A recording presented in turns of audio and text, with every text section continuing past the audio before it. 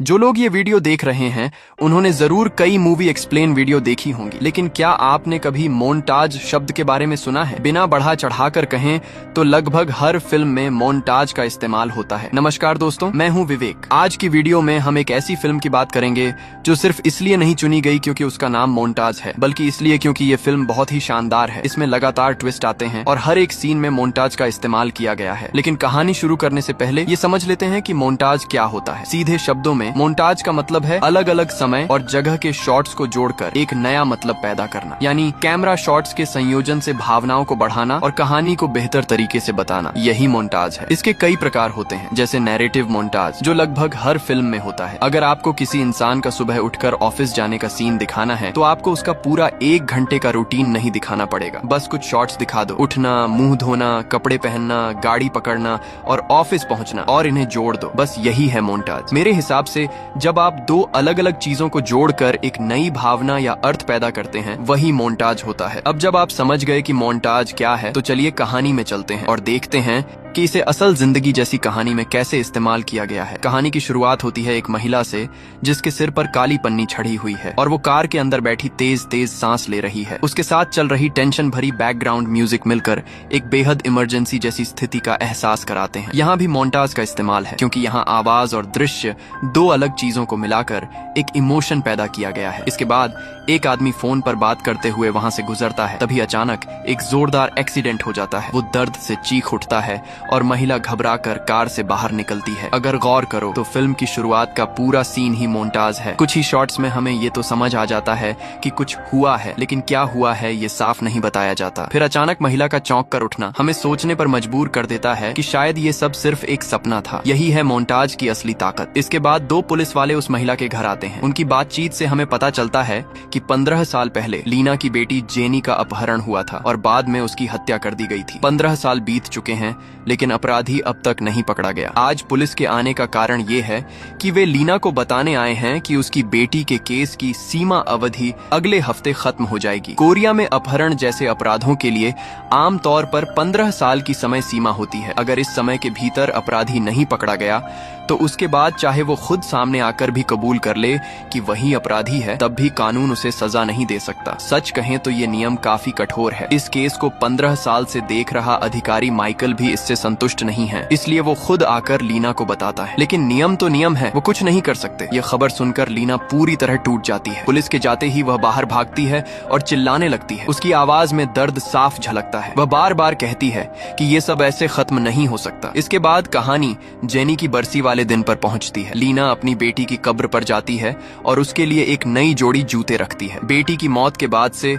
वो हर साल ऐसा करती है। ये सिर्फ याद करने का तरीका नहीं है, बल्कि खुद को ये याद दिलाने का भी तरीका है कि अपराधी अभी तक पकड़ा नहीं गया। दूसरी तरफ माइकल फिर से उसी पुराने क्राइम सीन पर जाता है। उस जगह को देखकर उसे सब कुछ ऐसे याद आता है जैसे कल की बात हो। लेकिन अब कुछ ही दिनों में केस की समय सीमा खत्म होने वाली है और उसके मन में एक गहरी बेचैनी है क्योंकि असली अपराधी अब तक नहीं मिला है। देखते देखते अचानक माइकल की नजर सड़क के किनारे किसी चीज पर पड़ती है। वो पास जाकर ध्यान से देखता है और हैरान रह जाता है। वहाँ एक सफेद फूल रखा हुआ था। अपने शक को पक्का करने के लिए माइकल तुरंत लीना को फोन करता है और पूछता है कि क्या वह हाल ही में उस हादसे वाली जगह पर गई थी। लेकिन लीना साफ इनकार कर देती है। वह कहती है कि उस जगह के बारे में सिर्फ उसे और पुलिस को ही पता था, यानी साफ है कातिल यहाँ जरूर आया था। माइकल चारों तरफ देखता है और दूर लगे कैमरे पर उसकी नजर जाती है। उसे जैसे नई उम्मीद मिल जाती है। वह तुरंत थाने लौटता है और सीसीटीवी फुटेज खंगालना शुरू कर देता है। ज्यादा देर नहीं लगती, उसे एक संदिग्ध आदमी दिख जाता है। आज सुबह करीब 1 बजे के आसपास एक आदमी चुपके से आता है और सड़क किनारे वहीं फूल रखकर चला जाता है। लेकिन दिक्कत ये थी कि कैमरा दूर था। चेहरा दिख तो रहा था लेकिन पहचानना नामुमकिन था। फिर भी इस सुराग से माइकल में जैसे नई जान आ जाती है। उसी रात वो दोबारा मौके पर जाता है और जांच करता है। इस बार उसे 2 साफ साफ टायर के निशान मिलते हैं। वो अंदाजा लगाता है कि कातिल ने ध्यान से बचने के लिए गाड़ी दूर पार्क की, फिर पहाड़ी से नीचे आकर फूल रखा और वापस ऊपर जाकर गाड़ी लेकर निकल गया। और सबसे बड़ी बात, 15 साल पहले भी कातिल ने चोरी की गाड़ी इसी जगह छोड़ी थी। अगले दिन माइकल पूरी प्लानिंग के साथ जांच करता है। अच्छी खबर ये थी कि जिस जगह गाड़ी पार्क हुई थी वहाँ से निकलने का सिर्फ एक ही रास्ता रास्ता था। तो अगर सीसीटीवी से टाइम पकड़ लिया जाए तो अंदाजा लगाया जा सकता है कि कातिल उसी रास्ते से गया होगा। उसके हिसाब से रात 1:40 से सुबह 5 बजे के बीच कातिल उसी सड़क से जरूर गुजरा होगा। साथ ही पुलिस वाला कहता है कि उस सड़क पर कोई कैमरा नहीं है, लेकिन माइकल मुस्कुराता है और कहता है वो सड़क 2 तरफा है लेकिन एक ही लेन की है। तो उस समय वहाँ से गुजरने वाली किसी भी गाड़ी में अगर डैश कैम होगा तो उसमें कातिल की गाड़ी जरूर रिकॉर्ड हुई होगी। बस फिर क्या, दोनों लग जाते हैं ऐसी गाड़ियों को ढूंढने में। लेकिन ये काम जितना आसान लगता है उतना है नहीं। बहुत खोजने के बाद भी कुछ नहीं मिलता। माइकल अपने सीनियर से मदद मांगता है, लेकिन सीनियर उसे डांट देता है और केस में समय बर्बाद करने से मना कर देता है। फिर भी हार न मानते हुए कुछ समय बाद उन्हें एक ऐसी गाड़ी मिल जाती है जो उस वक्त वहाँ से गुजरी थी। माइकल उम्मीद के साथ मालिक के पास जाता है और डैश कैम फुटेज देखता है, लेकिन फिर से निराशा हाथ लगती है। गाड़ी तो कातिल की रिकॉर्ड हुई थी, लेकिन उसने चालाकी से अपना नंबर प्लेट ढक रखा था, यानी ये सुराग भी खत्म। लेकिन माइकल अभी भी हार नहीं मानता। उसे टायर के निशान याद आते हैं। उनमें से एक निशान बहुत साफ था, जिससे पता चलता है कि गाड़ी का लेफ्ट फ्रंट टायर नया बदला गया था। अब उसके पास 2 अहम सुराग होते हैं, डैश कैम से मिला गाड़ी का मॉडल और नया बदला हुआ लेफ्ट फ्रंट टायर। वो पार्किंग वाली जगह को केंद्र मानकर आसपास के इलाके में ऐसी गाड़ियां ढूंढना शुरू करता है जिनका लेफ्ट फ्रंट टायर नया हो। लेकिन ये काम तो और भी मुश्किल था। वो लगातार खोजता रहता है, यहाँ तक कि केस की समय सीमा का आखिरी दिन भी आ जाता है, फिर भी कुछ नहीं मिलता। माइकल पूरी तरह टूट चुका होता है। तभी अचानक उसकी नजर सामने खड़ी एक गाड़ी पर जाती है। वो पास जाकर देखता है, गाड़ी का लोगो वही है जो फुटेज में था और उसका लेफ्ट फ्रंट टायर भी नया है। आखिरकार कातिल मिल गया। लेकिन उसी समय थोड़ी दूरी पर एक आदमी छिपकर माइकल को देख रहा होता है। जैसे ही माइकल सीधा खड़ा होता है, वो आदमी तुरंत भागने लगता है। माइकल उसे देख लेता है और पीछा करता है, लेकिन समस्या ये थी कि उस समय बारिश हो रही थी। हर किसी के हाथ में छाता था, जिससे पहचान और पीछा करना मुश्किल हो गया। कातिल गलियों में घूमता हुआ, रास्ते बदलता हुआ आखिरकार माइकल को चकमा दे देता है। अब क्योंकि उस रास्ते पर छिपने की कोई जगह नहीं थी, माइकल एक एक दुकान में जाकर तलाश करता है। आखिरकार एक रेस्टोरेंट में उसे शक होता है। वहाँ एक आदमी बैठा था, पूरा भीगा हुआ और अपने चेहरे को अखबार से छुपाए हुए। हालांकि 100% यकीन नहीं था, लेकिन शक बहुत मजबूत था। माइकल थोड़ी देर तक उस आदमी को देखता रहता है। वो बिल्कुल हिल नहीं रहा था। माइकल धीरे धीरे उसके करीब जाने ही वाला होता है, लेकिन तभी माइकल का साथी अचानक वहाँ आ जाता है और कहता है कि वो काफी देर से उसे ढूंढ रहा था। ये सुनकर माइकल तुरंत समझ जाता है कि कुछ गड़बड़ हो गई है, लेकिन तब तक देर हो चुकी होती है। वो आदमी उठता है और भाग जाता है। फिर से पीछा शुरू होता है, लेकिन इस बार कातिल को इलाके की पूरी जानकारी थी। ऊपर से ये जगह एक भीड़ भाड़ वाला मार्केट था। आखिरकार वो फिर से बच निकलता है। एक अच्छी बात ये होती है कि आखिरी समय में माइकल उसका गाड़ी नंबर नोट कर लेता है, लेकिन वो नंबर फर्जी निकलता है। ये सुनकर लीना कहती है कि जांच उस रेस्टोरेंट से शुरू करनी चाहिए, क्योंकि वहाँ किसी ने जरूर कातिल का चेहरा देखा होगा। लेकिन सच्चाई ये है कि अब सिर्फ 2 घंटे बचे थे केस की समय सीमा खत्म होने में, और 2 घंटे में कातिल को पकड़ना नामुमकिन था। यहीं पर लीना पूरी तरह टूट कर चली जाती है। कुछ दिनों बाद माइकल भी इस्तीफा दे देता है। नियम के अनुसार जिन केसों की समय सीमा खत्म हो जाती है उनकी फाइलें नष्ट कर दी जाती हैं। इसलिए जाने से पहले माइकल उन फाइलों को छत पर ले जाता है और जलाने लगता है। जैसे ही आग लगती है, उसे याद आता है कि लीना ने उसे एक वॉइस मैसेज छोड़ा था। वो फोन निकाल कर सुनता है। लीना कुछ कॉन्टैक्ट नंबर मांग रही होती है और इसे अपनी आखिरी गुजारिश बता रही होती है, लेकिन माइकल आगे नहीं सुनता। उसे समझ नहीं आता कि लीना क्यों नहीं समझ रही। समय सीमा खत्म होने के बाद कातिल पकड़ा भी जाए तो कोई फायदा नहीं। तभी अचानक बारिश शुरू हो जाती है और आग बुझ जाती है। यहीं से कहानी एक दिलचस्प मोड़ लेती है। समय सीमा खत्म हो चुकी होती है, लेकिन फिल्म अभी सिर्फ आधे घंटे की हुई है और काफी हिस्सा बाकी है। ऐसे में सवाल उठता है कि आगे क्या होगा। यहीं पर फिल्म हमें मोन्टाज के जरिए धोखा देती है। अगले सीन में दिखता है बारिश के बीच एक आदमी गाड़ी चुरा रहा है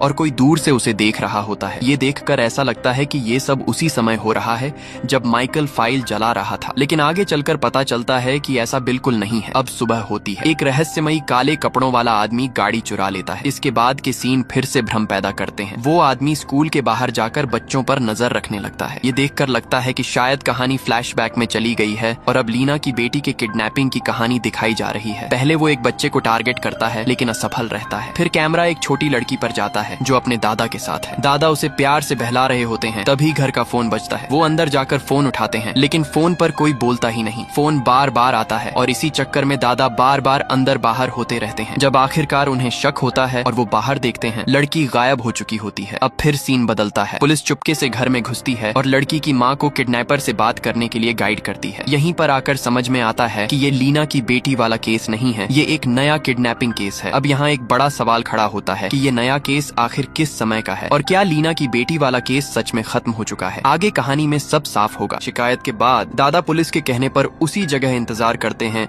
जहाँ से बच्ची गायब हुई थी। कुछ देर बाद उन्हें झाड़ियों से मोबाइल की घंटी सुनाई देती है। वे पास जाकर देखते हैं, आवाज एक काली पन्नी के अंदर से आ रही होती है। जैसे ही वो मोबाइल निकालकर कॉल उठाते हैं, दूसरी तरफ से उनकी पोती की आवाज सुनाई देती है। इसी बीच लीना फिर से उस रेस्टोरेंट में जाती है, ये पूछने के लिए कि क्या मालिक ने कातिल का चेहरा देखा था, लेकिन पता चलता है कि मालिक की किस्मत खराब थी। जिस दिन कातिल भागा, उसने गलती से उसकी पत्नी को टक्कर मार दी थी। वो बुरी तरह घायल हो गई, अभी भी अस्पताल में भर्ती है और रेस्टोरेंट भी बंद पड़ा है। मालिक उस दिन की घटना को एक्ट करके दिखाता है कि कातिल कहाँ बैठा था और कैसे भागा। तभी अचानक उसकी नजर एक चीज पर पड़ती है, कातिल की छतरी वहीं रह गई थी। लीना तुरंत रेस्टोरेंट मालिक से छाता लेकर उसे खोलकर देखने लगती है। उस पर साफ बड़े अक्षरों में लिखा होता है, फर्स्ट प्राइज मेमोरियल गिफ्ट, साल 2011, सेविंग्स बैंक। यही अब अगला बड़ा सुराग बन जाता है। दूसरी तरफ जैसा अंदाजा था, किडनैपर फिर से फोन करता है। जैसे ही फोन उठता है, वह सबसे पहले यही कंफर्म करता है कि पुलिस को खबर तो नहीं दी गई। बच्चे की माँ पुलिस के निर्देश के अनुसार साफ मना कर देती है और कहती है कि उसने किसी को कुछ नहीं बताया और वह घर में अकेली है। इसके बाद किडनैपर उसे 5 करोड़ रुपए कैश तैयार करने को कहता है। पुलिस इशारा करती है कि वह पहले बच्चे के ठीक होने का सबूत मांगे, लेकिन जैसे ही वह यह बात कहती है,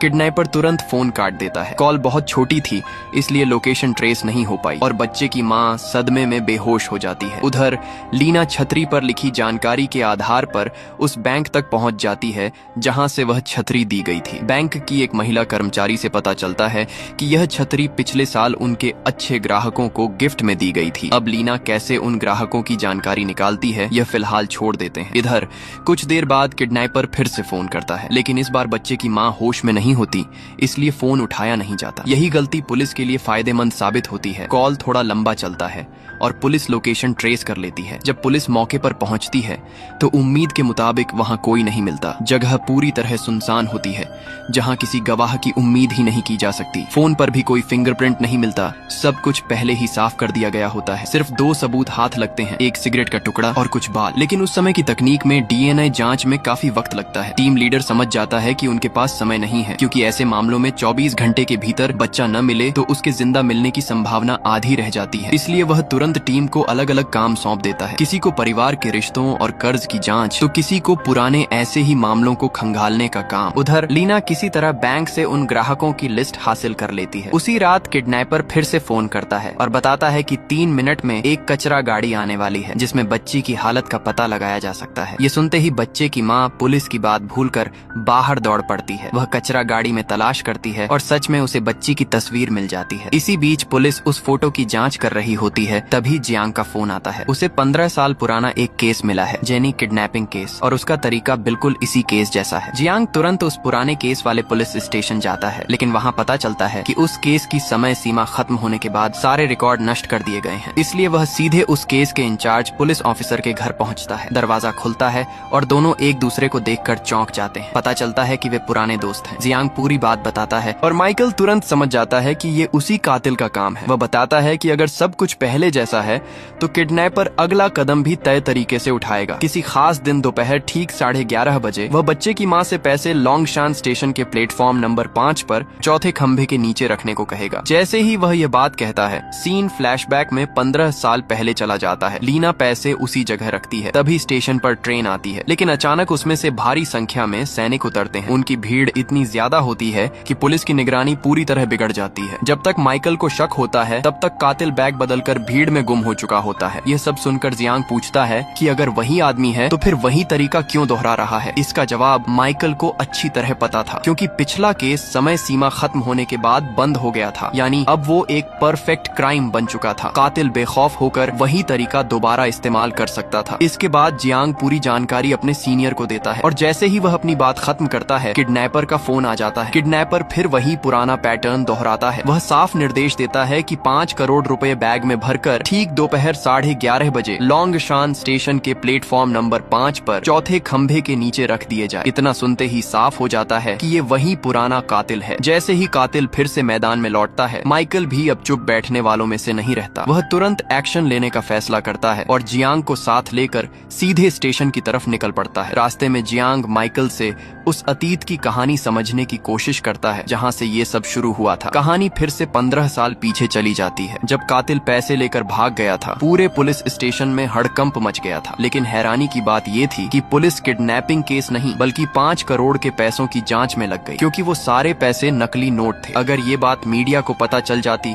तो पुलिस विभाग की इज्जत खत्म हो जाती। इसलिए भले ही बच्ची खतरे में थी, भले ही कातिल फिर फोन करने वाला था, पुलिस ने सब कुछ छोड़कर सारा ध्यान नकली नोटों पर लगा दिया। और जैसा होना था उसी रात लीना के पास कातिल का फोन आता है। वह सख्त लहजे में कहता है कि यही आखिरी मौका है, पैसे लेकर तुरंत लोकेशन पर आए, नहीं तो बेटी की उम्मीद छोड़ दे। उस समय सारे पुलिस वाले नकली नोट ढूंढने में लगे थे। सिर्फ माइकल ही इस कॉल को सुनता है। वह अकेले ही कातिल के बताए पते की तरफ निकलता है और रास्ते में मदद के लिए कॉल करता है, लेकिन कोई नहीं आता, क्योंकि कोई भी अपने सीनियर के आदेश के खिलाफ नहीं जाना चाहता था। इसके बाद वही सीन आता है जो फिल्म की शुरुआत में दिखाया गया था। लीना सड़क किनारे सिर पर काली पन्नी लगाए इंतजार कर रही थी। आखिर में पैसे भी चले जाते हैं और बच्ची की जान भी नहीं बच पाती। ये सुनकर जियांग हैरान रह जाता है और जानना चाहता है कि उस वक्त कोई मदद के लिए क्यों नहीं आया और बच्ची की मौत आखिर कैसे हुई। लेकिन माइकल इस बात को याद करके टूट जाता है। वह कुछ भी बताने से मना कर देता है। यहीं पर कहानी फिर से वर्तमान में लौटती है। दूसरी तरफ लीना को बैंक से ग्राहकों की जानकारी मिल चुकी होती है। वह तुरंत माइकल को फोन करती है और कुछ लोगों के कॉन्टैक्ट नंबर मांगते हुए इसे अपनी आखिरी रिक्वेस्ट बताती है। लेकिन जब कॉल नहीं उठता तो वह वॉइस मैसेज छोड़ देती है। यही वो वॉइस मैसेज है जो माइकल ने समय सीमा खत्म होने के कुछ दिन बाद सुनी थी। यहीं से साफ हो जाता है कि कहानी अब 2 अलग अलग टाइमलाइन में चल रही है, जिसे समझना बेहद जरूरी है। अब कहानी फिर वर्तमान में लौटती है। इस बार माइकल पहले से ज्यादा तैयार है। वह सीधे लॉन्गशान स्टेशन न जाकर उससे पहले वाले स्टेशन पर पहुंचता है, लेकिन कातिल कहीं नजर नहीं आता। दोनों उसे ढूंढते हुए ट्रेन के साथ आगे बढ़ते हैं, लेकिन स्टेशन तक पहुंचने के करीब भी कुछ हाथ नहीं लगता। उधर स्टेशन पर पुलिस पहले से पूरी तैयारी में होती है। चारों तरफ घेराबंदी कर रखी होती है। जैसे ही ट्रेन आती है फिर वही होता है जो 15 साल पहले हुआ था। बहुत सारे सैनिक एक साथ उतरते हैं और उसी भीड़ में बैग एक झटके में बदल दिया जाता है। लेकिन इस बार पुलिस तैयार थी। तुरंत पूरे स्टेशन को सील कर दिया जाता है। कोई भी बाहर नहीं जा सकता था। उधर माइकल ने पिछले 15 साल में इस जगह का सैकड़ों बार विश्लेषण किया था। उसे पता था कि यहाँ से भागने का सिर्फ एक रास्ता है। वह तुरंत वहाँ पहुँचता है और सच में कातिल को देख लेता है। फिर शुरू होता है एक जबरदस्त पीछा। रास्ता मुश्किल था, लेकिन दोनों पूरी रफ्तार से दौड़ रहे थे। आखिरकार इस बार माइकल कातिल को पकड़ ही लेता है। हालांकि अब वह पुलिस में नहीं था, इसलिए हथकड़ी भी उसकी अपनी नहीं जियांग की इस्तेमाल करता है। और जब कातिल का चेहरा सामने आता है तो सब चौंक जाते हैं। वो कोई और नहीं बल्कि उस बच्ची का अपना दादा होता है। जिस दिन बच्ची का अपहरण हुआ था पुलिस ने दादा को बाहर इंतजार करने को कहा था। तभी उसके फोन पर किडनैपर का कॉल आता है। वह कहता है कि अगर पोती की जान बचानी है तो तुरंत एक जगह आना होगा। दादा घबराहट में सीधे वहाँ पहुँचता है। वह जगह एक वीरान फैक्ट्री होती है। दरवाजा खोलते ही अंदर से पोती की मदद की पुकार सुनाई देती है। दादा खुद को रोक नहीं पाता और अंदर भाग जाता है, लेकिन पास जाकर पता चलता है कि वो आवाज असली नहीं थी बल्कि एक टेप रिकॉर्डर से चल रही थी। और तभी दरवाजा बंद हो जाता है। वो अंदर फंस जाता है। काफी देर तक बंद रहने के बाद जब उसे लगता है कि अब वह यहीं मर जाएगा, तभी दरवाजा दोबारा खुलता है। वो बाहर निकलता है, अपनी गाड़ी में बैठता है और देखता है कि किडनैपर ने उसके लिए एक मैसेज छोड़ा है। उस नोट में साफ लिखा होता है कि 11:30 बजे लॉन्गशान स्टेशन पहुंचकर बैग बदलना है और अगर पुलिस से बचकर बैग बाहर फेंक दिया गया तो उसकी पोती सुरक्षित वापस मिल जाएगी। लेकिन आगे जो होता है वो पहले ही दिखाया जा चुका है। वह स्टेशन तो पहुंचता है मगर बैग फेंक नहीं पाता और वहीं पकड़ लिया जाता है। दादा की ये कहानी सुनने में पूरी तरह सही लगती है, लेकिन पुलिस को उस पर शक होने लगता है। जांच के लिए टीम उसके पुराने घर जाती है और वहाँ एक बड़ा खुलासा होता है। किडनैपर द्वारा भेजी गई बच्ची की फोटो उसी घर में ली गई होती है। यहीं से शक और गहरा हो जाता है। क्या दादा सच छुपा रहा है? क्या वही इस खेल के पीछे है? जांच आगे बढ़ती है तो पता चलता है कि बच्ची के गायब होने के बाद उसने तुरंत पुलिस को खबर नहीं दी बल्कि पूरे 5 घंटे इंतजार किया। माँ के मुताबिक दादा बार बार यही कह रहा था कि किडनैपर खुद फोन करेगा और उसकी बात मानने पर बच्ची सुरक्षित लौट आएगी। अब ये शक होता है कि वो जानबूझकर समय बर्बाद कर रहा था। उधर फोन बूथ से मिले सिगरेट के टुकड़े का डीएनए टेस्ट भी आ जाता है और वो दादा से मैच करता है। अब लगभग सारे सबूत उसी की तरफ इशारा कर रहे थे, यानी दादा ही किडनैपर है। लेकिन माइकल को ये बात सही नहीं लगती। वह साफ कहता है कि दादा के पास ऐसा करने का कोई मजबूत कारण नहीं दिखता। इतना चालाक किडनैपर जो 15 साल पुराना केस बिल्कुल वैसे ही दोहरा रहा है, वो इतनी छोटी और बेवकूफी भरी गलती नहीं कर सकता। फोन से फिंगरप्रिंट मिटाना और सिगरेट वहीं छोड़ देना, ये दोनों बातें एक साथ फिट नहीं बैठती। और जहाँ तक फोटो की बात है, अगर दादा सच में कहीं बंद था तो कोई भी उसके उसके घर में घुसकर फोटो ले सकता था। जियांग ये सुनकर भड़क जाता है। उसे लगता है कि माइकल उसकी सफलता से जल रहा है और जानबूझकर केस बिगाड़ रहा है। दोनों के बीच बहस होती है और आखिरकार दोनों अलग हो जाते हैं। उधर लीना को माइकल से कांटेक्ट नहीं मिलते तो वो खुद ही एक एक घर जाकर तलाश शुरू करती है। काफी समय बाद एक दूर दराज के घर में उसे एक बड़ा सुराग मिलता है। वहाँ दीवार पर लगे कैलेंडर में एक खास तारीख को लाल रंग से घेरा गया था। ये कौन सी तारीख है, इसका खुलासा आगे होगा। इधर माइकल अकेले जांच जारी रखता है। वो उस फैक्ट्री में जाता है जहां दादा को बंद किया गया था। वहां की हालत देखकर लगता है कि दादा की कहानी सच हो सकती है। जांच करते हुए उसे जमीन पर एक कैसेट मिलती है। वो उसे एक ऑडियो एक्सपर्ट के पास ले जाता है। जब रिकॉर्डिंग को ध्यान से सुना जाता है तो एक चौंकाने वाली बात सामने आती है। बच्ची की आवाज के अलावा एक और धीमी आवाज भी कैद है, जैसे कोई पास खड़ा होकर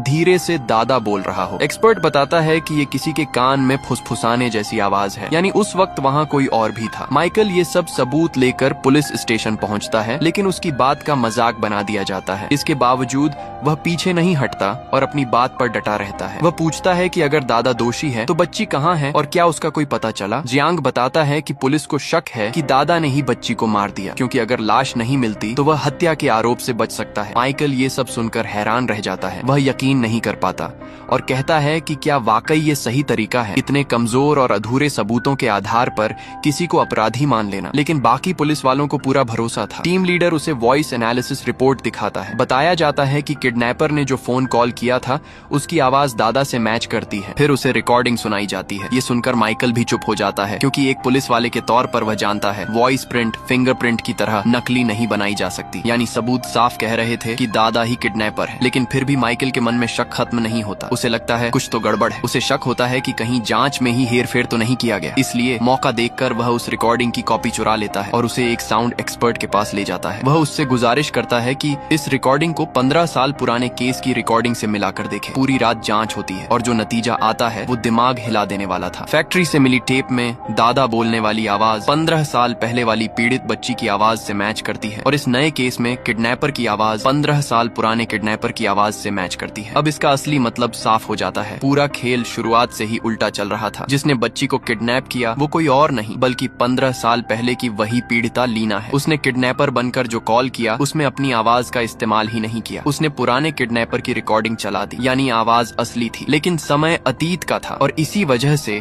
वॉइस एनालिसिस भी गुमराह हो गया। अब सबसे बड़ा सवाल सामने आता है, उसने ऐसा क्यों किया? यही फिल्म का असली मास्टरमाइंड प्लान खुलता है। जैसे ही माइकल को ये बात समझ आती है उसे सब कुछ याद आ जाता है। वह तुरंत लीना का छोड़ा हुआ वॉइस मैसेज सुनता है। उसमें एक नाम आता है, डेविड, और यही नाम पूरा खेल खोल देता है। डेविड ही उस बच्ची का दादा है और वही 15 साल पहले का असली किडनैपर भी था। लीना ने उसे पहले ही पहचान लिया था। वह डेविड के पुराने घर तक भी पहुंच गई थी। वहीं से उसे पूरा यकीन हो गया कि उसकी बेटी का कातिल वही है। इसके बाद उसने एक खतरनाक प्लान तैयार किया। 15 साल पुराने केस को हूबहू दोहराना, उसी तरीके से किडनैपिंग को अंजाम देना और हर सबूत इस तरह सेट करना कि शक सीधे डेविड पर जाए। सबसे मजबूत सबूत थी वो वॉइस रिकॉर्डिंग, जिसे नकली साबित करना नामुमकिन था। कानूनी तौर पर पुराना केस भले ही खत्म हो चुका था, लेकिन इस नए खेल के जरिए वह असली कातिल को सजा दिलाना चाहती थी। लेकिन अब एक बड़ी दिक्कत खड़ी हो चुकी थी। माइकल को सच्चाई पता चल चुकी थी और अब सब कुछ इस पर टिका था कि वह आगे क्या करेगा। अगले दिन माइकल सीधे लीना के पास पहुंचता है और उसके पूरे प्लान का सच सामने रख देता है। वह उससे पूछता है कि वह ऐसा कैसे कर सकती है, लेकिन लीना के चेहरे पर कोई पछतावा नहीं दिखता। वह गुस्से और दर्द में उल्टा सवाल करती है, आखिर ये सब उसके साथ ही क्यों हुआ? किसी ने उसकी बात क्यों नहीं सुनी? कोई उसकी मदद के लिए आगे क्यों नहीं आया? और इसी दर्द ने उसे ये रास्ता चुनने पर मजबूर कर दिया। उसने हर चीज बारीकी से प्लान की थी और उसे पूरा यकीन था कि इस बार सच सामने आएगा। दोनों के बीच जोरदार बहस होती है। आखिर में लीना भावुक होकर कहती है कि पहले उसे सजा मिल जाने दे, फिर सच उजागर करे। अब माइकल के सामने सबसे बड़ा सवाल खड़ा था। कानून कहता है कि लीना गलत है, लेकिन इंसानियत उसे सही ठहराती है। 15 साल तक एक माँ ने जो दर्द सहा, क्या वो यूं ही खत्म हो जाना चाहिए? क्या सिर्फ समय सीमा खत्म होने से कातिल को छोड़ दिया जाए और क्या एक मासूम की मौत बेकार चली जाए? आखिरकार वह एक फैसला लेता है। वह सीधे डेविड के पास जाता है और उसके सामने 15 साल पुराना सच खोल देता है। अब असली सच्चाई सामने आती है। डेविड ने 15 साल पहले किडनैपिंग पैसे के लिए की थी, क्योंकि उसकी अपनी बेटी को दिल की गंभीर बीमारी थी और उसे ऑपरेशन के लिए पैसों की जरूरत थी। लेकिन जब उसे पता चला कि पैसे नकली हैं, तो उसने बच्ची को नहीं मारा। उसने लीना से दोबारा संपर्क किया और एक और मौका दिया, लेकिन किस्मत को कुछ और ही मंजूर था। जब वह पहाड़ के पास बच्ची को लेकर नीचे आने वाला था, तभी बच्ची भागने की कोशिश करती है। अंधेरे और खतरनाक रास्ते में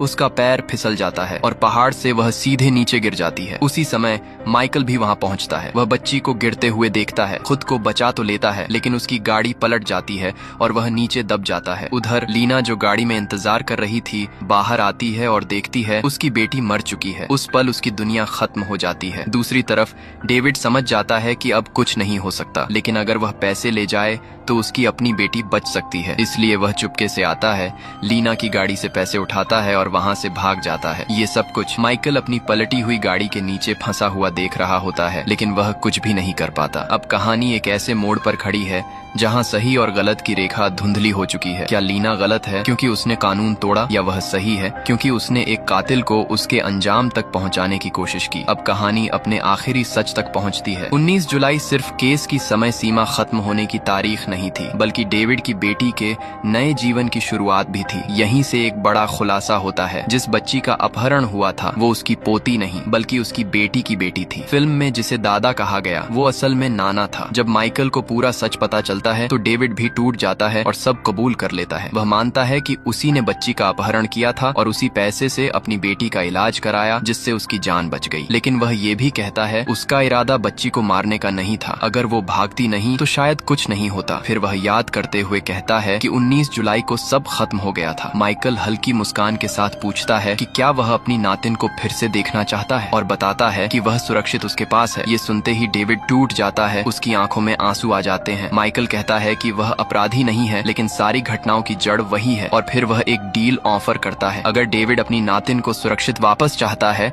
तो उसे अपना अपराध स्वीकार करना होगा और माइकल के बताए अनुसार बयान देना होगा कि उसने बच्चे को कहां छुपाया है। अपनी नातिन के लिए उसके पास कोई और रास्ता नहीं बचता। आखिर में माइकल पत्रकारों के साथ जाकर बच्ची को सुरक्षित वापस ले आता है और डेविड लीना की इच्छा के अनुसार कानून के सामने अपने अपराध को स्वीकार करता है और सजा पाता है। इस तरह कहानी अपने असली न्याय तक पहुंचती है। 1 साल बाद लीना फिर अपनी बेटी की कब्र पर आती है, हर साल की तरह इस बार भी नए जूते लेकर। लेकिन इस बार एक फर्क है, कातिल को सजा मिल चुकी है। अब उसकी बेटी को शांति मिल चुकी है और एक माँ जो 15 साल से दर्द में जी रही थी, उसे भी आखिरकार सुकून मिल जाता है। अब अगर पूरी कहानी को समझें तो मोन्टाज सिर्फ एडिटिंग की तकनीक नहीं था। कहानी को 15 साल आगे पीछे ले जाना, 2 अलग टाइमलाइन को एक साथ जोड़ना, पुराने और नए केस को मिलाना, ये सब मोन्टाज का हिस्सा था। यहाँ तक कि पुराने ऑडियो का इस्तेमाल करके सच को साबित करना भी उसी का एक रूप था। इस फिल्म में मोन्टाज सिर्फ तकनीक नहीं बल्कि सच और अपराध के बीच की सबसे बड़ी कड़ी बन जाता है। यही इस कहानी की सबसे खास बात है। बस दोस्तों, यहीं खत्म होती है ये कहानी। मैं हूँ विवेक, मिलते हैं अगली वीडियो में।